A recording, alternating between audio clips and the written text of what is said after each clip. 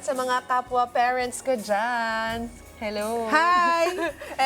One day. For parent. Eto, may tanong ako sa inyo. Kailan kayo huling nag-sorry sa mga anak ninyo? Always. Always, yeah. Ako din. Or kabilang naman ba kayo sa mga magulang na hindi naging ugali ang pagsusorry? Wag naman, sana. Parang ganon.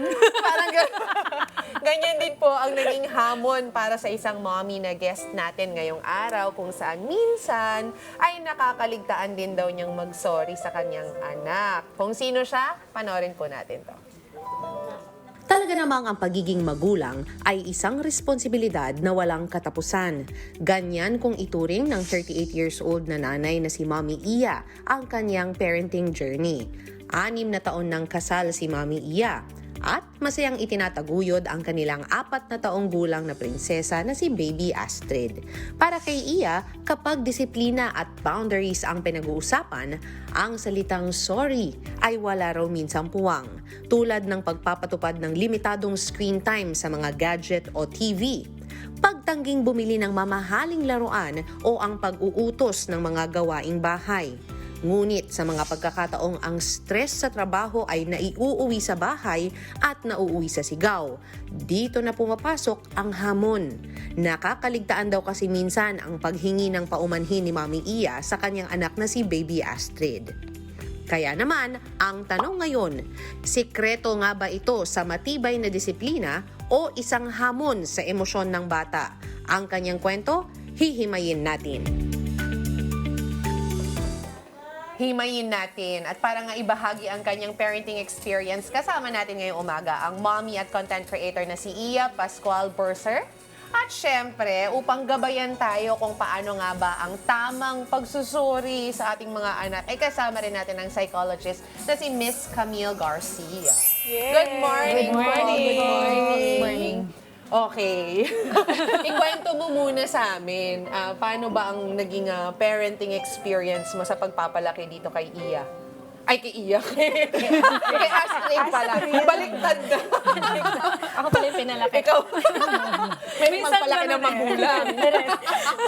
Ang pagpapalaki namin sa kanila, very intentional kami sa parenting kasi matagal din namin siyang hinintay. So, we made sure na yung pinapakita siya kami model namin sa kanya, yung mga right behaviors na gusto rin namin matutunan niya in the future. Talagang imo-model mo kasi they learn through mirroring. Yeah, lahat ng gagawin mo, gagayahin, kokopyahin lang nila. Ikaw ba, Mama P, sa mga girls mo? Kasi lagi natin sinasabi, we have to model the right behavior. Yes. But as parents, hindi natin alam kung yung minodel ng mga parents natin ay the right behavior. Ang ginagawa lang natin ngayon ay ginagaya natin kung ano yung nakakalakihan natin. Mini-mirror din natin no? Oo. So, ganun ba, Iya, ang naging sitwasyon nyo rin? Kasi kami, ganun kami, growing up as kids, wala talaga nagsusorry.